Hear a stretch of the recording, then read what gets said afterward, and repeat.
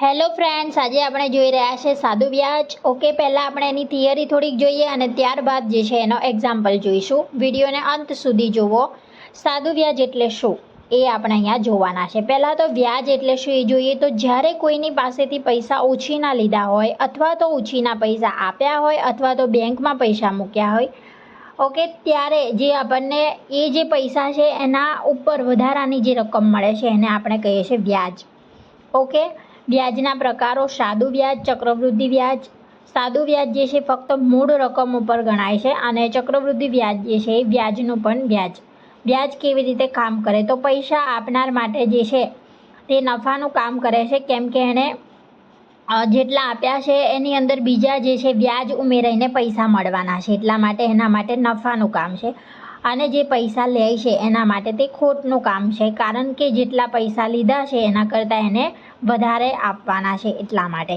સાદું વ્યાજ જે છે એનું ફોર્મ્યુલા જોઈએ, PRN/100. ઓકે, અહીં પી જે છે મુદ્દલ છે એટલે કે જે મૂળ રકમ હોય તે, આર જે છે વ્યાજનો દર છે, ઓકે, અને એન જે છે એ સમય બતાવે છે. ઓકે, તો આ એની થિયરી છે જે ફક્ત સમજવા માટે છે. અને આજે જે છે અત્યારે આપણે હવે દાખલો સોલ્વ કરવાનો પ્રયત્ન કરીએ. ઓકે, અહીં એક દાખલો મેં લખેલો છે. ધારો કે મેં મારા મિત્ર પાસેથી ₹10,000 મુદ્દલ 10% વાર્ષિક વ્યાજના દરે 2 વર્ષ માટે સાદા વ્યાજે લીધા છે. ઓકે, તો મારે અહીં વ્યાજ શોધવાનું છે, સાદું વ્યાજ જે છે શોધવાનું છે. તો પહેલાં જે છે આપણે જેટલી પણ વસ્તુ આપેલી છે એને લખી લઈશું. મુદ્દલ એટલે કે પી, મૂળ રકમ, બરાબર. પી બરાબર આપેલો છે 10,000 રૂપિયામાં. ઓકે, ત્યારબાદ દર આપેલો છે આર 10%. ત્યારબાદ આપેલો છે સમય એન બરાબર 2 વર્ષ, 2 years. ઓકે, હવે કશું જ આમાં કરવાનું નથી. જે પણ આપણી પાસે ફોર્મ્યુલા છે સિમ્પલ ઇન્ટરેસ્ટનો, સાદા વ્યાજનો, PRN/100, આની અંદર આપણે બધી રકમ મૂકી દઈશું.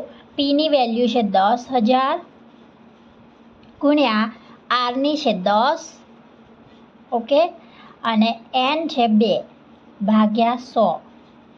ઓકે, આનું સાદું રૂપ આપણે આપીશું તો આપણને મળશે ₹2,000. કેટલું મળ્યું આપણને વ્યાજ? સાદું વ્યાજ આનું આપણને મળે છે 2,000 રૂપિયા. તો માટે મારે 2 વર્ષના અંતે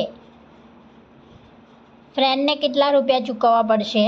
તો ટોટલ એણે 10,000 જે આપ્યા હતા, 10,000 પ્લસ વ્યાજ ઉમેરાયું 2,000 બરાબર 12,000 રૂપિયા જે છે એ 2 વર્ષના અંતે મારે ચૂકવવા પડે. ઓકે, સો આઈ હોપ કે તમને થિયરી અને દાખલો જે છે એ સમજમાં આવ્યો હશે મિત્રો. ઓકે, અહીંયા સ્ક્રીનશોટ પણ લઈ શકો છો. આખો જે ઉદાહરણ છે એ દેખાઈ રહ્યું છે. ઓકે, સો જો વિડીયો તમને ગમ્યો હોય તો લાઇક, શેર કરો, ચેનલને સબસ્ક્રાઈબ કરો. Thank you so much.